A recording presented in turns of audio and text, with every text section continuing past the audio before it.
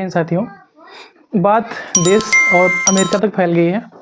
America की जो न्यायिक अदालत है, न्यायालय है, वहाँ पे अपने भारत के जो सबसे ज़्यादा अमीर व्यक्ति हैं, सब लोग जानते हैं अभी तक वो भारत के सबसे अमीर आदमी और विश्व के 22वें नंबर पर अमीर आदमी हैं, और उसके पहले और भी कम उनकी रैंक रही है।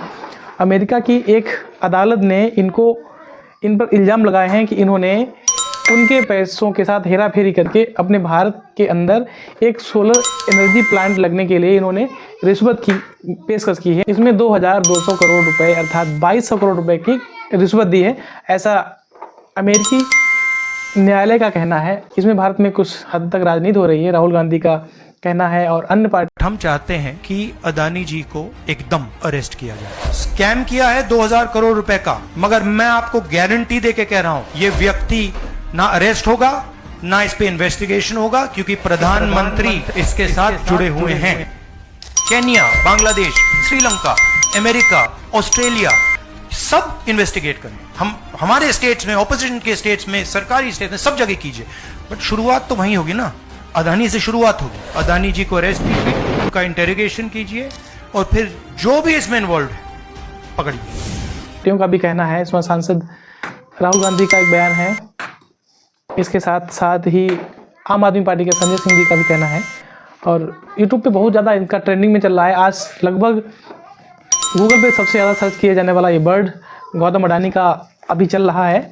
इसमें 8 लोगों पर इल्ज़ाम लगाया गया है, और जो 25,000 करोड़ रुपए की ये ठेका है, इसमें आगे 20 साल तक जो गौतम अडानी जी की कंपनी है, इसको 16,882 करोड़ रुपए का प्रॉफिट होने वाला था। इस प्रॉफिट को प्राप्त करने के लिए उन्होंने ऐसा ठेका लिया है, और इसमें कहा जाता है ठेका में इन्होंने घूस इसलिए दी है कि लोग इतनी महंगी इनकी बिजली खरीदने के लिए राजी नहीं हो रहे थे, तो इन्होंने उसको परचेजिंग के लिए घूस दी ताकि मेरी बिजली खरीदी जाए। इसमें 8 नामों में सबसे प्रमुख और सबसे चर्चित नाम गौतम अडानी, जो अडानी ग्रुप के चेयरमैन और संस्थापक हैं, और दूसरे नंबर पे आ रहे हैं इनके जो भतीजे हैं सागर अडानी, और विनीत जैन हैं, सौरभ अग्रवाल हैं, और भी कुल मिला के 8 नाम हैं। इनमें गौतम अडानी पर आरोप है कि उन्होंने अमेरिका निवेशकों के पैसों से भारत में सरकारी अधिकारियों को घूस दी है। ये खबर फैलने के बाद से ही, इसमें दिक्कत यह है कि इस खबर फैलने के बाद से ही पूरे भारत के जो निवेशक थे, अमेरिकी जो भारत के निवेशक थे, भारत का जो शेयर बाजार है उसमें लोग अपना पैसा लगाते हैं एक अपनी प्रॉफिट कमाने के लिए। तो इस न्यूज़ से, इस जानकारी से, इस बयान से भारत को 5,36,000 करोड़, लगभग 5.5 लाख करोड़ के आसपास लगभग इतना बड़ा अमाउंट होता है, जो एक पूरे भारत जैसे पूरे विश्व में चौथी सबसे बड़ी अर्थव्यवस्था है। इस इतनी बड़ी उभरती अर्थव्यवस्था के एक सालाना बजट के बराबर एक दिन में इतना घाटा हो गया है। अगर इसको मिनट के हिसाब से देखें तो लगभग 1100 करोड़ रुपए के आसपास पर मिनट के हिसाब से ये डॉलर लुढ़का है। इससे हमारे देश के जो लोगों ने शेयर बाजार में पैसा लगाया है उनका पैसा डूब गया है।